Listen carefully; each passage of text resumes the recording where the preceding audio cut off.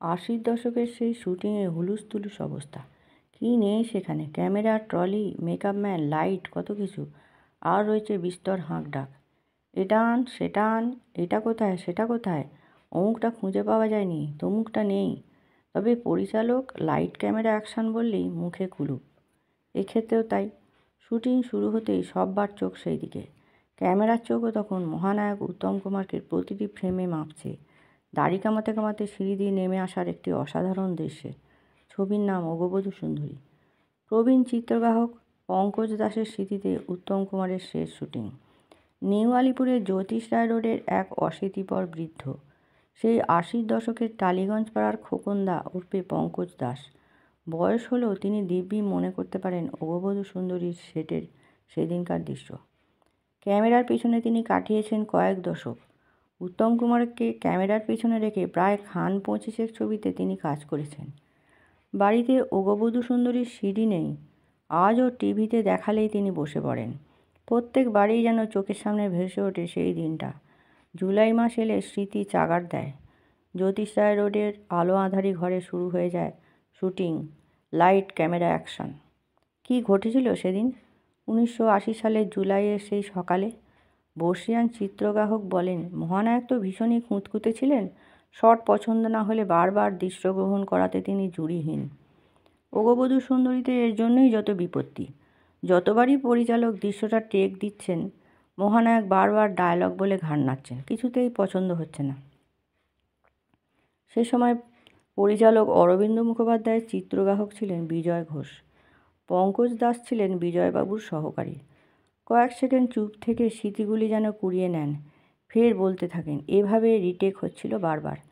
পরিচালক সলিল দত্তের শট পছন্দ হলেও উত্তম কুমারের পছন্দ হয় না।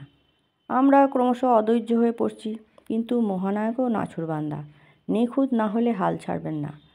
আজও এটা ভাবলে অবাক লাগে, যিনি এত খ্যাতি আর সম্মান পেয়েছেন, তিনি অভিনয় জীবনের সায়ান্নে এসেও কতটা পারফেকশনিস্ট।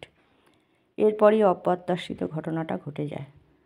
বলেন, রিটেক করতে করতে হঠাৎ মহানায়ক হাঁপাতে শুরু করলেন। জোরে জোরে শ্বাস পড়ছিল তার। কোনো রকমে বসে পড়লেন। আমরাও হতচকিত কিং কর্তব্যবিমূঢ়। সবাই তাকে ঘিরে ধরল। হইচই শুরু হয়ে গেল। হাঁপাতে হাঁপাতে জল চাইলেন মহানায়ক। তার আগেই কে যেন একটা গ্লাসে জল ভর্তি নিয়ে এসেছিল। কোনো একটা ওষুধ সঙ্গেই থাকতো। আর একজন এক মুঠো ওষুধ উত্তম কুমারের হাতে দিল। কোনো ক্রমে জলটা মুখে ধরে রেখে ওই কটা ওষুধ খেয়ে নিলেন। তারপর পঙ্কজবাবু বললেন, ওষুধ খেয়ে দেখলাম ধাতস্থ হলেন। শ্বাস প্রশ্বাস স্বাভাবিক হলো, তবু তাকে বেশ মলিন লাগছিল, যেন ভারী একটা ধকল গিয়েছে। কিন্তু মুখের হাসি অমলিন। সবাইকে অভয় দিলেন, তার কিচ্ছু হয়নি, ভয় পাওয়ার কারণ নেই। সেদিনের মতো শুটিং মুলতুবি হয়ে গেল। তখন মহানায়ক 54, শরীরে অনেক অবাঞ্ছিত মেদ জমেছে, তাই তিনি অভয় দিলেও অগবধূ সুন্দরীর কলাকুশলীদের মনে আশঙ্কার তীর তীরে স্রোতটা বইছিল। প্রবীণের ভাষায়, আমরা খুব ভয় পেয়ে গিয়েছিলাম, কিন্তু মহানায়ক অন্য ধাতুতে গড়া। সেদিন রাতেই আবার একটি পার্টিতে গিয়েছিলেন, কারও নিষেধ শোনেননি। সেখানে একটু বেশি খাওয়া দাওয়া করে ফেলেছিলেন। তারপরেই ফের অসুস্থ হয়ে পড়েন। বেলভিউয়ে ভর্তি করা হয়। আর 24শে জুলাই এই শোকের সরণি থেকে পঙ্কজ দাস সুখের স্মৃতিতে ফিরে এলেন। হঠাৎ হাসির ঝিলিক দেখা দিল বৃদ্ধের ঠোঁটে।